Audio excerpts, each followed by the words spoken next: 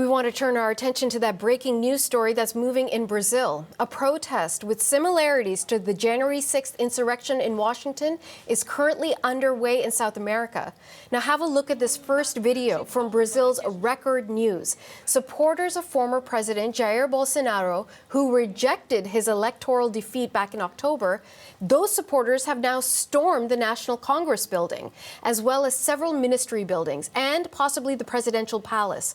But officials say Bolsonaro's successor, Luiz Inácio Lula da Silva, isn't even there. Lula was sworn in just a week ago. For more on this story, we're joined now by Guilherme Casarroyos. He is a political scientist and a professor in Brazil, and he's joining us from Sao Paulo. Guilherme, thank you so much for joining us. Thank you for having me. Guilherme, I'll just say it straight. What the heck is going on in Brasilia? Well, it's Trumpism all over again. I mean, the pro-Bolsonaro movement in Brazil has emulated, has mimicked pretty much every single step Trump supporters have taken in the United States. So it comes as no surprise, unfortunately.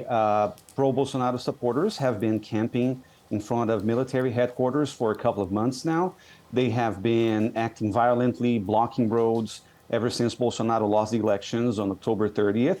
So basically what we see is the natural development of something that we have been seeing for at least 2 months or 4 years, if you think about the whole Bolsonaro tenure. So it shocks, of course, because we never expected people to disregard institutions like that. But at the same time, it's like watching a rerun of a movie that we already know the ending. So I hope that the Brazilian authorities just take a firm stand on whatever is happening in Brasilia. You know, Guilherme, I really appreciate, because of course we've been comparing it to the storming of the Capitol, U.S. Capitol 2 years ago. You've compared it to Trumpism. But this is a uniquely Brazilian situation that we are seeing unfold. Explain to us the dynamics here. Why are the supporters of Bolsonaro not accepting the election results? What's their gripe? Well, the main argument is elections have been rigged, have been fraudulent, just like even the wording is identical to the one that we see in the United States. So that's for researchers like me, that's what really stands out.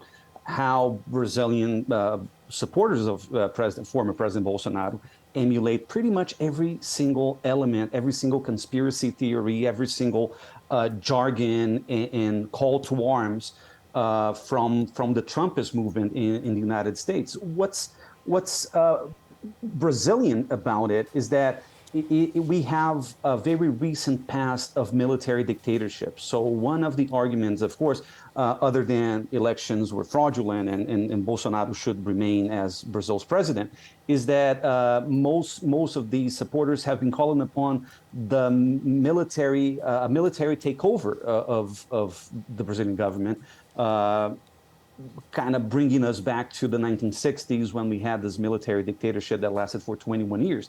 So it's a combination of far-right tactics and imagery of Trumpism with a military past that people somehow have to or want to bring back. Now, Guilherme, give us a sense. We are seeing destruction of property. We are seeing people break into places they're not supposed to be. Are we seeing violence? Are we seeing threats of aggression? Is anyone being threatened in this moment? Well, to be fair, I've watched one video clip of a policeman being beaten up in Brasilia. We don't know exactly the extent of violence. What we do know is that Brazil has historically been a country where civilians didn't have gun access. And one of the great transformations of the Bolsonaro administration is that he allowed Brazilians to have their own guns, pretty much along the lines of the United States Second Amendment rights, which has caused an increase of 300,000 weapons in the hands of Brazilian civilians to more than 1 million weapons in less than 4 years. So we can imagine that if there's no violence right now, there could be violence in the future thanks to many more Brazilians right now having access to all kinds of weapons.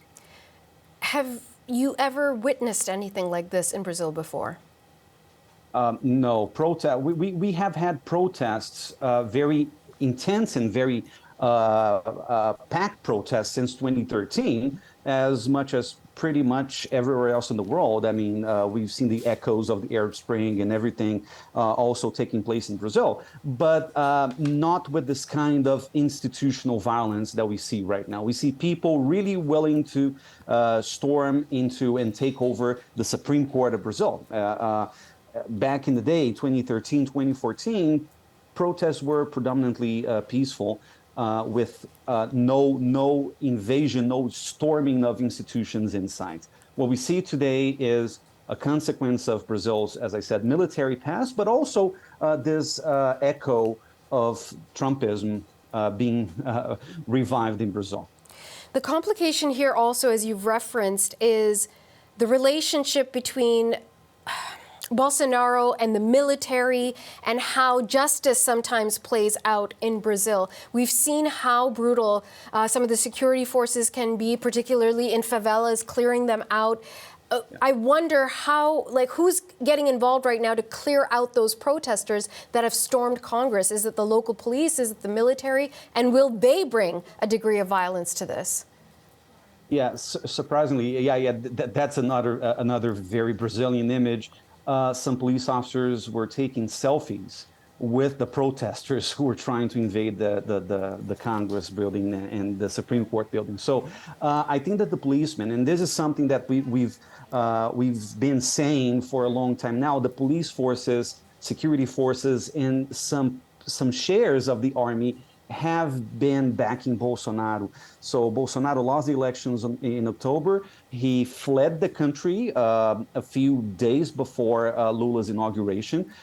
He never really conceded. So this is something that has kept so many Brazilians in the streets, because Bolsonaro has never really told them, look, I lost the elections and I'm leaving. So police and security officers, they have been supportive, if not, they've been supportive in general. They've been negligent towards pretty much everything that has happened over the last couple of months. So this is quite concerning, because what people are asking, what some senators and some Congress people are asking right now is for a federal military intervention in Brasilia to stop the rioters. And this is something that we've seen in Rio a couple of years ago, in some places, but as very specific measures to curb extreme violence, but to contain protesters like that, that's really a novelty. Guilherme, has Bolsonaro said anything since today's events happened? Not really. We don't know exactly where he is. People say that he's still in Florida. Some people claim that he's flying to Italy anytime soon. So we haven't heard from Bolsonaro, not even in social media. Actually, who posts on Bolsonaro's behalf on social media is his second son. And he keeps posting on Twitter as though he was still the president. So that's a kind of weird dystopic situation that we see in Brazil. And Bolsonaro hasn't really said anything about the Congress and Supreme Court stormings that took place like a couple of hours ago. Okay, so to the best of your knowledge, how is this thing going to play out? Like, are people just going to quietly go home? Are we about to see more taking over of the Capitol? Well, it depends on how fast the federal government summons the federal forces to intervene. If it happens today, they might be able to contain the protesters. If it takes a long time for them to act, that might cause a lot of destruction, a lot of private property and public property destruction, but also a lot of violence in the streets. Okay, let's hope it doesn't come to that. But thank you so much for helping us break down what exactly is going on in Brazil right now. Guilherme Casarollos, thank you so much joining us from Sao Paulo. Thank you.